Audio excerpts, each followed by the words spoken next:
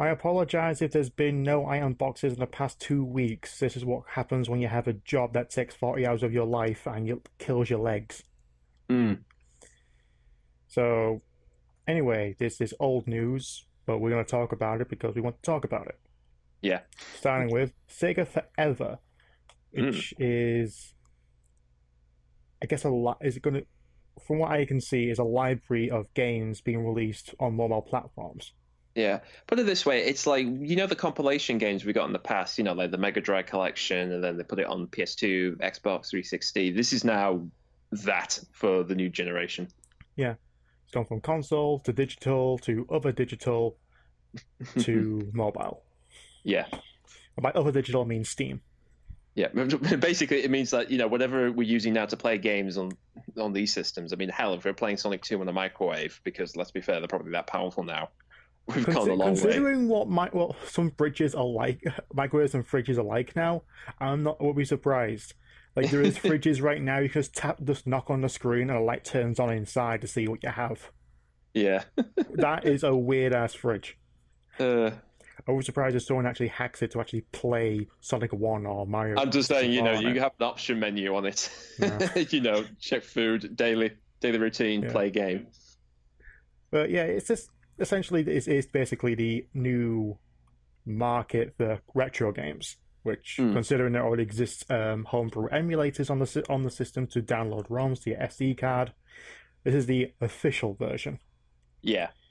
It was released about 10 days ago on June 22nd, and it had Sonic 1, Sonic CD, Comic Zone, Vector Man, Altered Beast, and Phantasy Star 2, all of which are free. With yes, ads. that's the toy with this whole thing, isn't it? So I don't see Sonic CD on this list anywhere. Yeah, well, it's probably going to be, I think, wasn't the thing they're going to update it like every monthly or so, that they'll have another stack of games for you to play? Yeah, I'm just going through, like, got Sonic 2 and Sonic 4 on the list with free version of All-Stars Racing Transformed. Mm-hmm.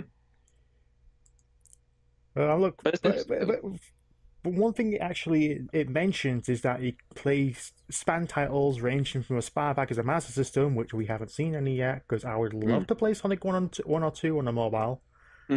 Or, I don't know, maybe Golden Axe Warrior, Fantasy Zone.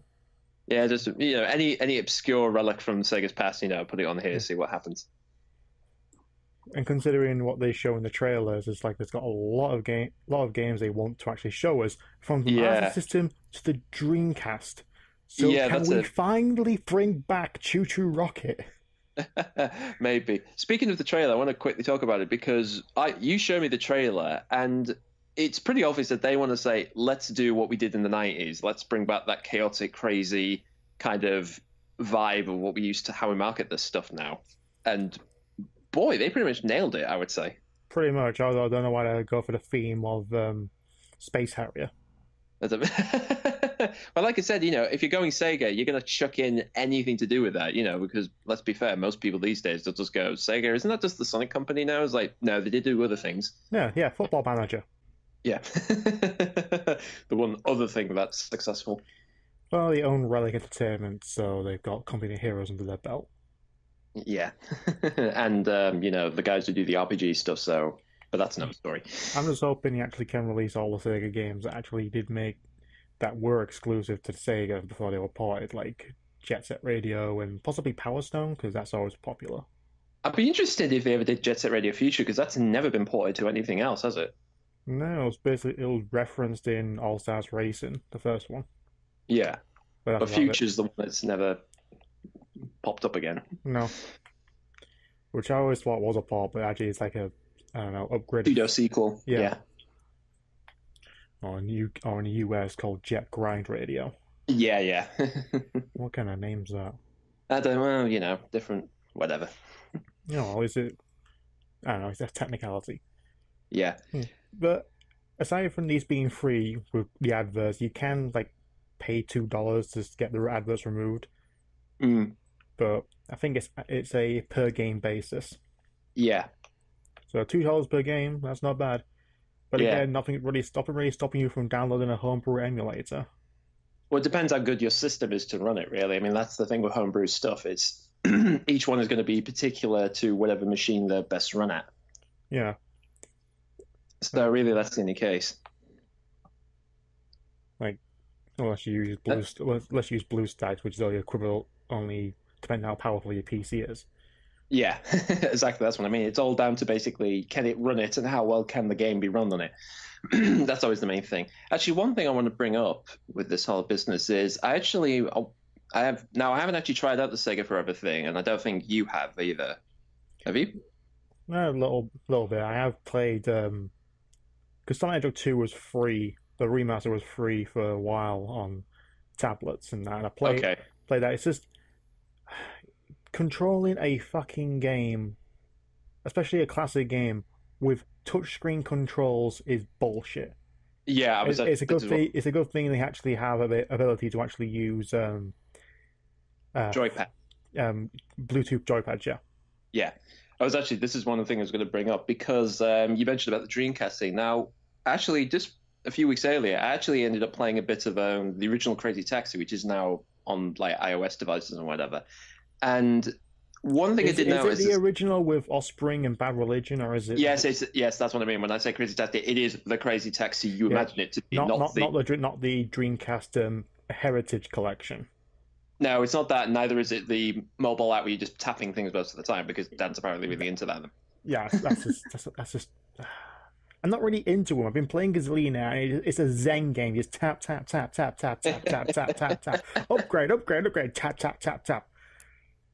Just be careful, because all that time you could be giving money to the Canadian devil, Beelzebub, if Sam Parker taught us anything about mobile gaming.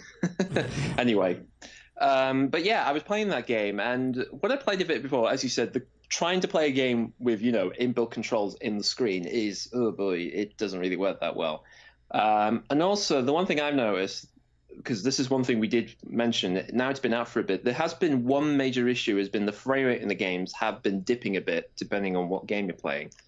And I remember playing Crazy Taxi, and it does dip in places. I mean, again, the draws distance, what you got, is not the same as it was like on the console version, but it's near enough to know that you can see the road and where you need to go. But it did struggle. I was playing it on my, I've got an iPad mini, I've had it for a good few years, and it did struggle to run. So it does make me a little worried that if they're going to put Dreamcast games on this, particularly whichever version they're going to do, like you said, this is going to be the updated versions like Sonic Adventure. Are they going to put DX version of it? They're going to put DX on it. They are. They always do DX. I know, but I would just say, sorry about that, folks. There we go. But yeah, that's my major fear is, can our machines run it? I mean, again, it's ambitious. I mean, the idea that you can play a Mega Drive game on here is a doddle, and Master System, that should be easier. But I don't know how technology works myself. Yeah. But that said, if you're going to do something, you also got Saturn games as well. It's like I was going to say Saturn as well. Yeah, you're going to release Burning. It could be the first time that anyone else can actually play Burning Rangers outside of the theme song and themed track in All Stars Racing Transformed. Exactly, yeah. I was going to say, it would be interesting to see what other games, whether we're only European or Japanese exclusives, because that's what happens with a lot of these games. So I definitely like to see that, but I am worried about how well they'll run on these systems. That's my biggest worry, because when I played a Crazy Taxi, it was playable, but I do think this needed some work, and I do not want them to just shove this out on here for a quick crowd cash, because as we know, that's one of the reasons why Sega's got a bit of a bad reputation, because they have been doing that longer than I would say. Well, not longer, actually, thinking about it, more publicly compared to what we know of stuff like Konami and Activision have been doing for ages. Konami releasing games. Yeah, Konami, we make money. That's our motto. What's the motto of you? Yeah. But no, I mean, I'm interested to what this thing is, and I do hope it does work, because I do think it's a great way for them to as you said, reissue a lot of the old classics, because it's one thing to talk about saying, oh, why won't they make a new, Panzer Dragoon or bloody this and bloody that? It's like, well, they did a few years ago and you didn't bother then. They did a Panzer Dragoon for the Xbox. Nobody bothered. They did a Golden Axe a few years ago. Nobody bothered. There was an Altered Beast. It's not the fact that no one bothered with Golden Axe Beast Rider. The fact that it was a piece of shit. I mean, that's the problem, yeah. I mean, obviously, if they're going to bring them back, you want them to be good games, obviously. Yeah, we've still got No News on Shenmue 3, which I hear had a really bad at post Kickstarter thing. But we'll probably get into that another different time. Yeah. But like I said, I mean, even that, I mean, hell, oh God, just thinking about it, you imagine them if they ever do Shenmue 1 and 2. Can you imagine them trying to put it on on an iPad? Those type of games.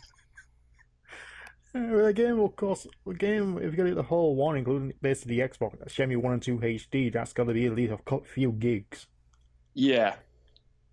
I mean, hell, I wouldn't be surprised if you actually get it because remember, it was you had to get separate discs. I mean, they had to do like separate apps, part 1, part 2 of Shenmue 1.